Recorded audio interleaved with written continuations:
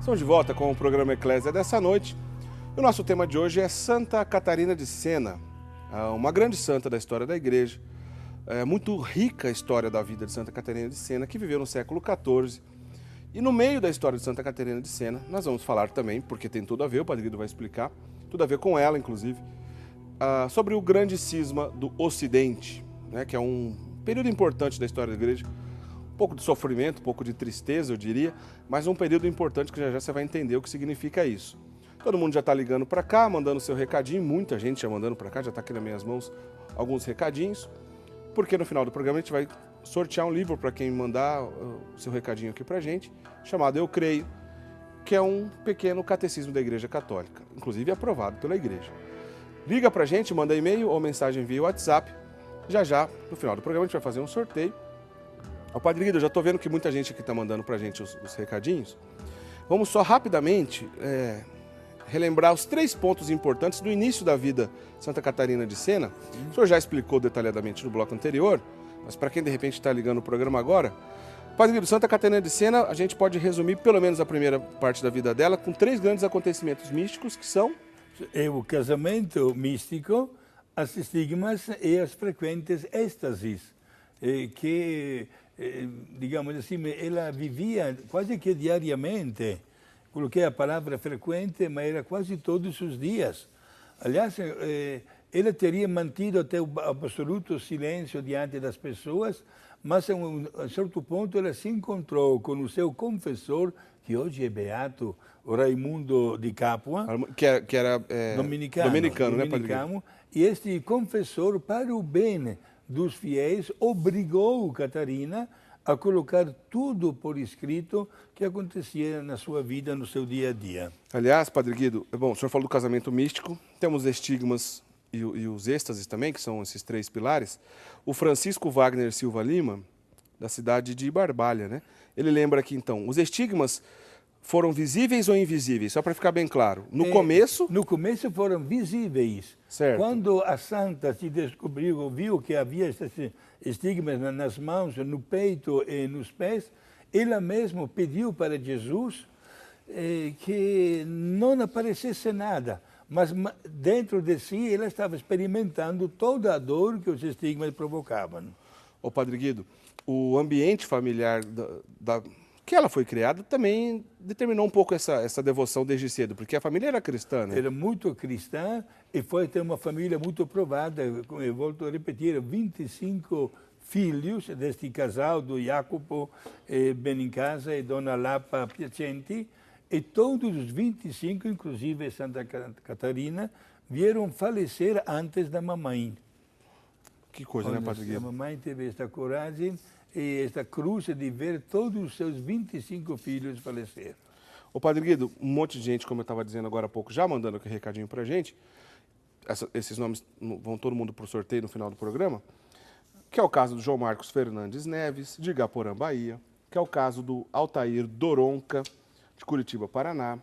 É o caso também da Salete Trevisan Testolin. Salete é uma jovem, tem 22 anos, sempre manda recadinhos carinhosos aqui pra gente. Ela disse que ela é muito devota de Santa Catarina de Sena. Inclusive, ela quis aqui saber, Padre Guido, o senhor, inclusive, não manda depois por e-mail uma oração de Santa Catarina de Sena. Não é difícil achar, né, Padre Guido? Não, tenho, inclusive. Inclusive, não porque é uma santa padroeira da Itália, eu sou italiano, né? Mas a devoção para Santa Catarina é muito grande, muito comum. É um dos nomes femininos mais comuns na Itália, exatamente em língua italiana é Caterina, português é Catarina, né? Italiano é Caterina. Muito obrigado também a Luciana de Freitas Andrade. Ela disse que ela assiste o programa sempre aqui com a mãe Luzinete, o irmão Edson, gosta muito do programa, mandando aqui uma mensagem carinhosa também, de Mossoró, Rio Grande do Norte. A audiência da TV Século XXI no Nordeste é sempre forte, Padre Guido. A gente sempre tem muitos amigos lá do Nordeste aqui mandando recadinhos aqui pra gente, na qual a gente fica muito feliz. O Renato também mandando aqui pra gente, o Renato não diz da cidade que ele se encontra. Maria Helenice dos Santos, também de Barbalha, no Ceará. Enfim, já são alguns amigos telespectadores mandando aqui pra gente os recadinhos. Vamos seguir aqui nossa conversa, Padre Guido. E depois, na medida do possível, a gente coloca outros assuntos aqui, outras sugestões dos nossos amigos. Certo. Padre Guido, vamos falar um pouco para a gente, no período lá do século XIV, na qual viveu Santa Catarina, a Itália, por exemplo, vivia muitos conflitos. E Santa Catarina de Sena, de certa forma, estava presente em um deles, né? Sim. E estes conflitos, sobretudo, eram sociais e também religiosos.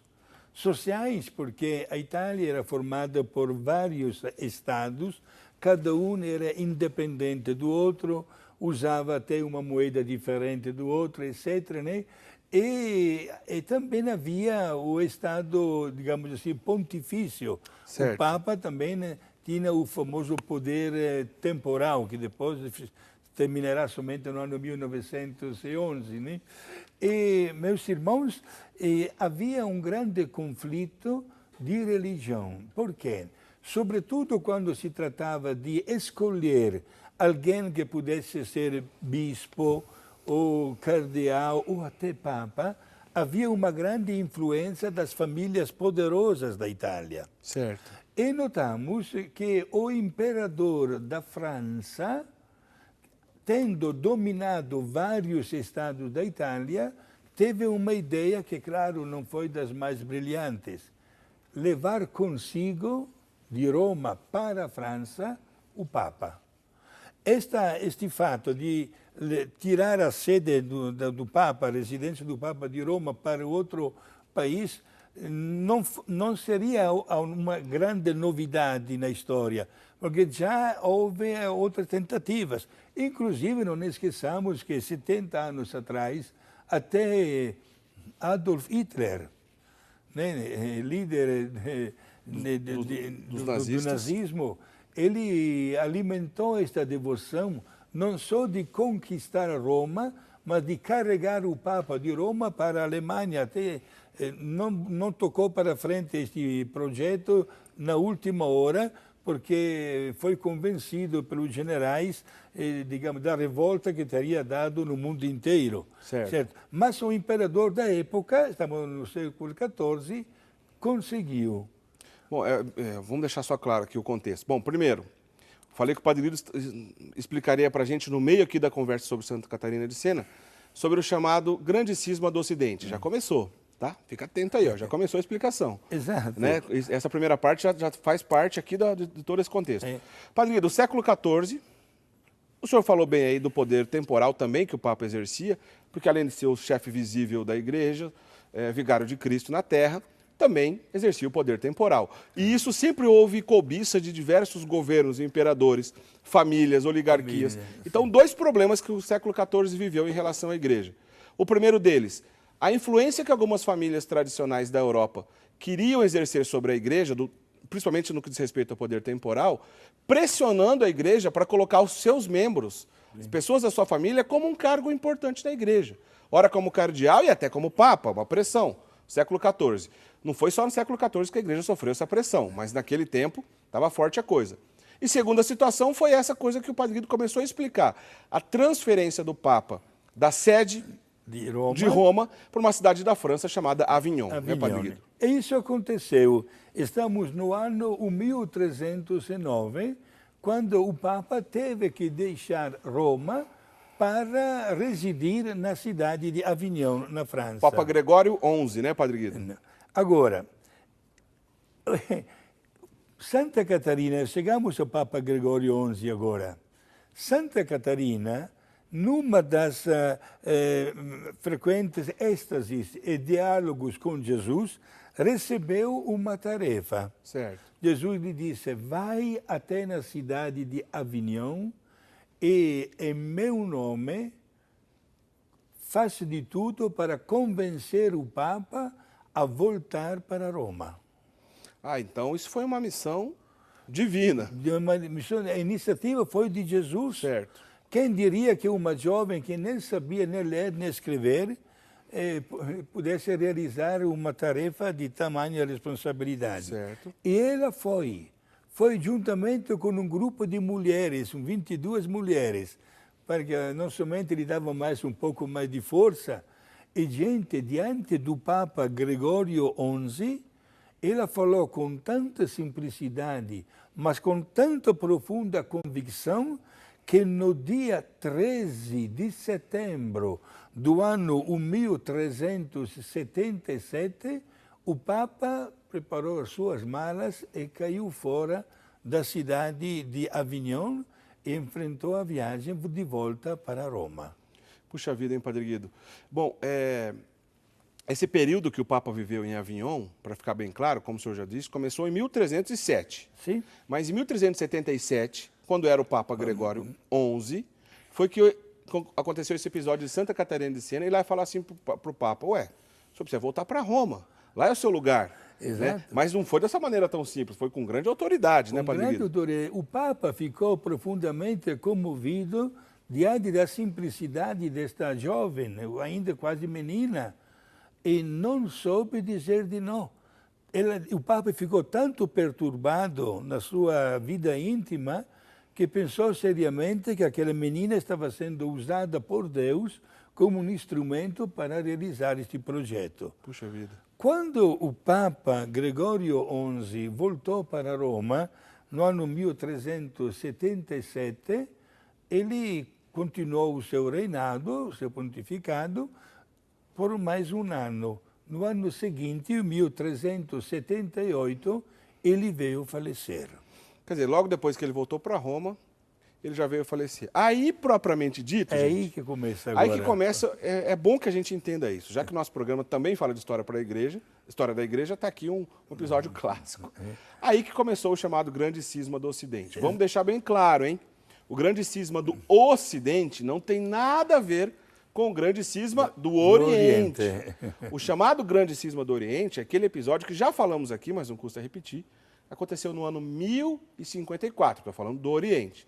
Grande Cisma do Oriente, 1054, quando foi criado as igrejas ortodoxas, separado, então, da autoridade do Papa, separado de Roma, as igrejas no Oriente, que ficaram lá autocéfalas, né, só pararam no bispo, isso é o chamado Grande Cisma do Oriente, 1054. Só que a gente está aqui no século XIV, a gente está aqui por volta do ano 1380, 1377. O Papa Gregório XI voltou sobre pedido e influência de Santa Catarina de Siena para Roma, morava em Avignon, na França. Voltou para Roma, morreu logo depois. O que aconteceu depois da morte desse Papa, Exato. Padre Guido? Como todo mundo sabe, quando vem falecer um Papa, alguns dias depois, os cardeais se reúnem naquele encontro chamado de conclave, certo, para eleger o sucessor do Papa que acaba de falecer. E foi eleito como sucessor do Papa Gregório XI o cardeal que era arcebispo da cidade de Bari, no sul da Itália, certo, que adquiriu o nome de Papa Urbano VI. Urbano VI. Era um Papa muito rigoroso, um Papa inteligente, sábio, etc., e que sabia, como se diz na gíria, colocar o dedo nas feridas, certo? Portanto, se de um lado muita gente lhe batia palmas, outros ficaram de mal com o Papa. Né? Inclusive, se a igreja está vivendo aquele problema sério com as famílias, querendo influenciar, inclusive, a ação da igreja, certamente ele se deparou com esse problema, né, Padre Guido? Perfeito. E foi eleito, proclamado oficialmente o Papa Urbano VI. Tudo parecia estar com serenidade, em paz, mas as influências das famílias ricas, etc., como também a inveja de vários cardeais, fizeram com que, 2 anos depois, se reunissem novamente os cardeais, declarando o Papa Urbano VI, não, você não é mais o nosso Papa. E elegeram o outro, que adquiriu o nome de Clemente VII. Esse já não é tão Papa assim, né, Padre Guido? Exato. Este Papa, logo que foi eleito e proclamado pelos cardeais, escolheu como residência de voltar para Avignon. Ou seja, fez exatamente o contrário do que recomendou Santa Catarina de Siena. Exato. Né? Mas só para deixar claro, essa altura do campeonato, Santa Catarina de Siena já havia falecido. Sim. Ela não viu isso acontecer, porque ela morreu em 1380. Exato. Né? E essa altura do campeonato, ela já havia falecido. Ou seja, Santa Catarina de Sena, por influência certamente da providência de Deus, tentou impedir o grande cisma do Ocidente. Mas não foi possível, né, Padre Guido? Não foi. Resultado, tivemos ao mesmo tempo dois papas. O Papa Urbano VI em Roma e o Papa Clemente VII em Avignon. E a primeira atitude destes dois papas, cioè um papa verdadeiro, outro que depois foi chamado de antipapa, certo? Um excomungou o outro. Os dois papas se excomungaram um com o outro, né? E se criou uma situação muito triste, porque, como nós vamos ver daqui a pouco, também na cidade de Pisa, perto de Siena, Siena em língua italiana, os bispos se reuniram e elegeram também ali mais um papa. Adianto já um episódio muito lamentável. De repente se encontraram somente na Itália 5 papas ao mesmo tempo. Isso foi como um momento de grandíssima dificuldade, porque cada papa tinha o seu grupo de fiéis. E isso criava uma distorção daquele caminho ditado por Jesus a respeito da igreja. Um só rebanho sob a chefia de um só pastor. Certo. Ok. Resultado, tivemos uma situação muito triste, porque também o Papa Clemente VII, o antipapa, que morava na cidade de Avignon, veio falecer. E os cardeais franceses elegeram o sucessor dele. Portanto, o cisma continuou por dezenas de anos. Padre Guido, olha só, esse assunto é interessante, mas às vezes pode soar um pouco complicado. Eu vou fazer um resuminho aqui rapidinho, só para recapitular o que o Padre Guido falou até agora. Santa Catarina de Sena conversou com o Papa que morava em Avignon, portanto fora de Roma, Avignon é uma cidade da França, para que voltasse para Roma, e ele atendeu, né, que foi justamente o Papa Gregório XI. Né, por influência divina, ele voltou para Roma sob a orientação de Santa Catarina de Sena. Acontece que logo depois disso ele morreu. Santa Catarina também morreu só 2 anos depois. O Papa morreu em 1378, Santa Catarina morreu em 1380. O Papa que foi o sucessor de Gregório XI foi Urbano VI, Papa legítimo. Os cardeais fizeram impeachment lá para ele, né? Tiraram ele do poder. Aí, na sequência, elegeram um antipapa. Por que é antipapa? Porque não era um papa legítimo. Então, na lista da igreja tem os papas legítimos e alguns antipapas, pois não se tratava de um papa legítimo, que é justamente Clemente VIII, antipapa. Né? Então, continuou a sucessão apostólica, entre aspas, né, falsa, em Avignon e a verdadeira em Roma. Então, nesse período, nós temos em Roma, por exemplo, Urbano VI, depois Bonifácio IX, Inocêntimo VII e Gregório XII, os papas lá em Roma. Mas lá na França a gente tinha Clemente VII, Bento XIII, por exemplo. E o Padre Guido disse que tem um outro problema ainda. Sim. Numa outra cidade da Itália, lá em Pisa. Pisa, se reuniram os cardeais que não gostavam de nenhum dos papas e elegeram outro papa. Pelo menos teve a sucessão ali de 2, que é o Alexandre V e o João XXIII, que não tem nada a ver com o São João XXIII aqui perto da nossa geração, né, Padre Guido? Inclusive, no batistério da Catedral de Florença, tem até hoje o túmulo do antipapa João XXIII. Deu para ficar claro um pouco aí a confusão? 3 cidades do mundo, Roma, Avignon na Itália e Pisa na Itália, cada um com seu papa, cada um com seu grupo. Um excomungando o outro, quer dizer, uma crise, a coisa está feia. O que é cisma? Cisma é quando alguém rompe com o Papa. Se alguém rompe com o Papa, ele cometeu cisma. E o chamado grande cisma do Ocidente foi isso. Né? 2 focos romperam com o Papa, elegeram seus falsos papas, portanto, antipapa, e a sucessão apostólica continuou lá em Roma. Como que essa história acabou, Padre Guido? Acabou com a celebração de um grande concílio, porque a confusão era mesmo demais, né? O concílio celebrado na cidade de Constança, na Alemanha. E este concílio, o que ele fez? Acabou com todos estes papas, antipapas, que não tinham sido eleitos de uma maneira legítima, e elegeu o verdadeiro Papa, que foi um grande santo, com o nome que pegou o nome de Martinho V. Ou seja, isso aconteceu no ano 1417. Perfeito. Ano chamado Concílio de Constanza. Elegeu Martinho V, pronto, acabou o problema. Sim. O Papa voltou para Roma, um só Papa, e a sucessão continuou. Olha, se ainda restou alguma dúvida, depois por e-mail o Padre Guido responde. Porque a gente vai continuar na sequência depois do intervalo, que agora a gente já vai para o intervalo, falando um pouco mais da vida de Santa Catarina de Sena. Quer dizer, sim, Santa Catarina de Sena tentou evitar o cisma do Ocidente, mas não foi possível, ele aconteceu mesmo assim. Vamos para o intervalo, daqui a pouco a gente volta falando um pouco mais sobre a vida de Santa Catarina de Sena. Não sai daí.